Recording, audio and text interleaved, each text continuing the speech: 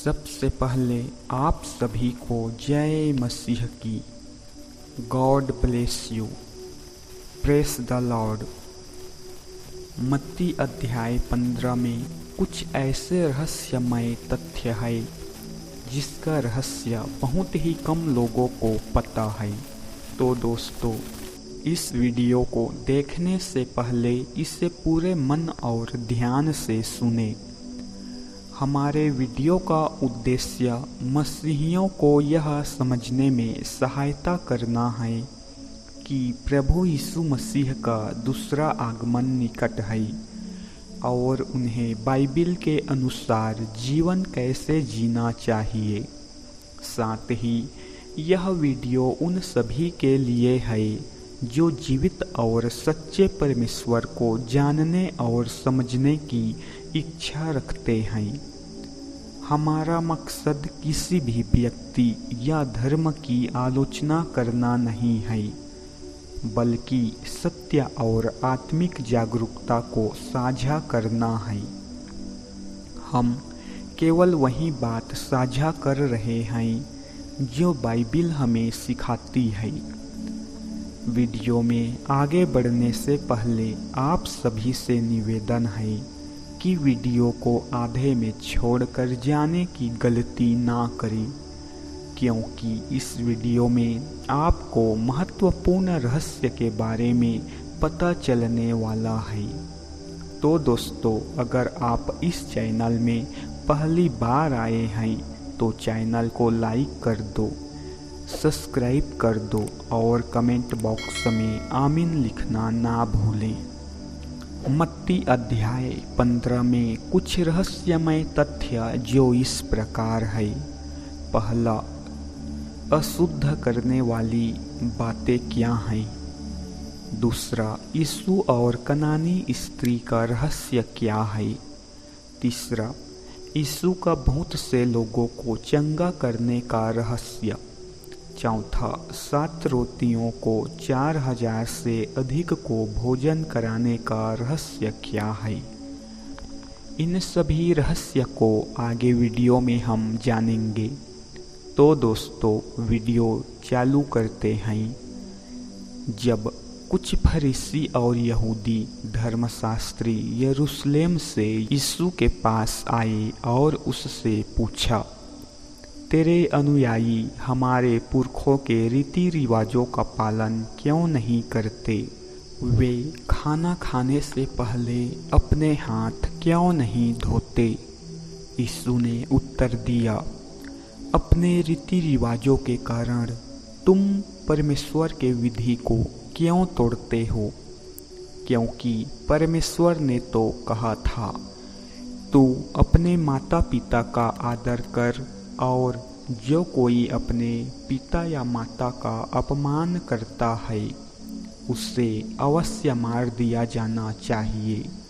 किंतु तुम कहते हो, जो कोई अपने पिता या अपनी माता से कहे, क्योंकि मैं अपना सब कुछ परमेश्वर को अर्पित कर चुका हूँ, इसलिए तुम्हारी सहायता नहीं कर सकता, इस तरह से उसे अपने माता पिता का आदर करने की आवश्यकता नहीं। इस प्रकार तुम अपने रीति रिवाजों के कारण परमेश्वर के आदेश को नकारते हो।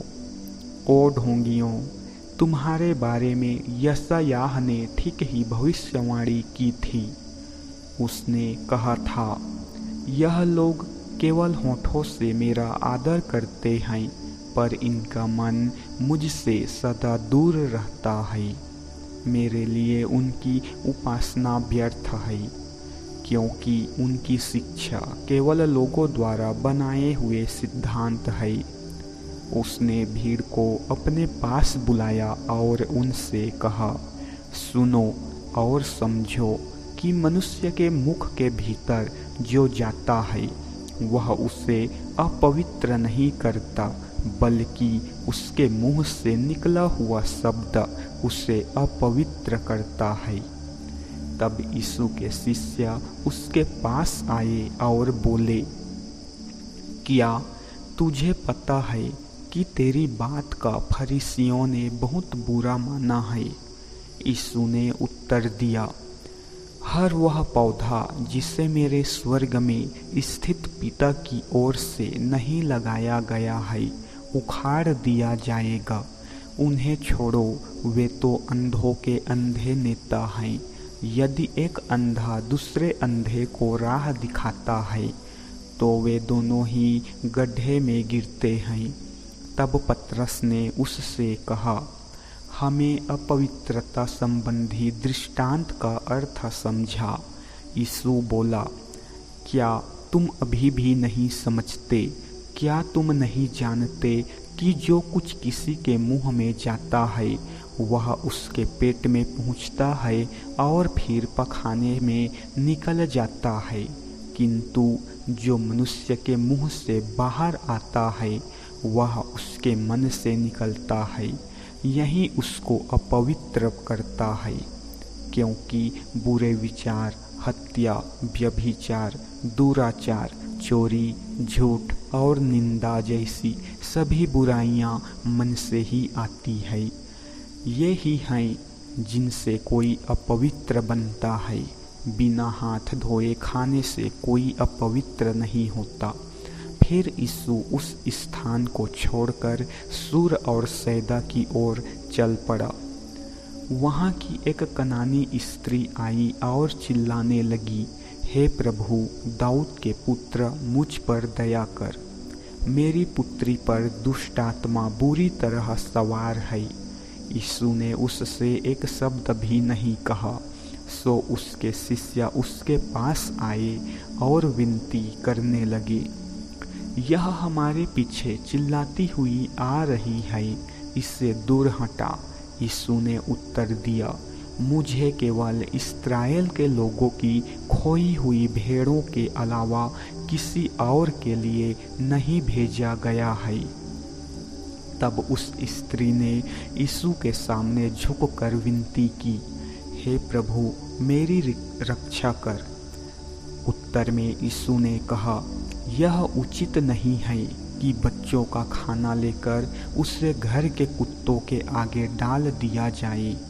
वह बोली, यह ठीक है प्रभु, किंतु अपने स्वामी की मेज से गिरे हुए चूरे में से थोड़ा बहुत तो घर के कुत्ते ही खा ही लेते हैं। तब यीशु ने कहा, स्त्री, तेरा विश्वास बहुत बड़ा है, जो तू चाहती है पूरा हो। और तत्काल उसकी बेटी अच्छी हो गई।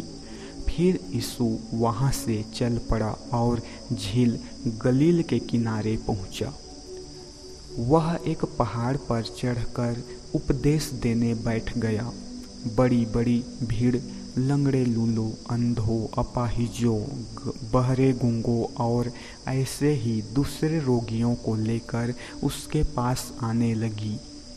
भीड़ ने उन्हें उसके चरणों में धरती पर डाल दिया और यीशु ने उन्हें चंगा कर दिया। इससे भीड़ के लोगों को यह देखकर कि बहरे, गूंगे बोल रहे हैं, अपाहिज अच्छे हो गए, लंगड़े, लूले चल फिर रहे हैं और अंधे अब देख पा रहे हैं, बड़ा अचरज हुआ। वे इस्राएल के परमेश्वर की स्तुति करने लगे।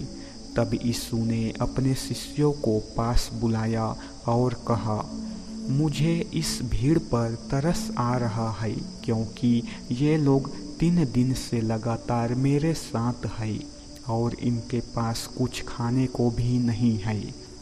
मैं इन्हें भूखा ही नहीं भेजना चाहता, क्योंकि हो सकता है कि कहीं वे रास्ते में ही मूर्छित होकर ना गिर पड़े।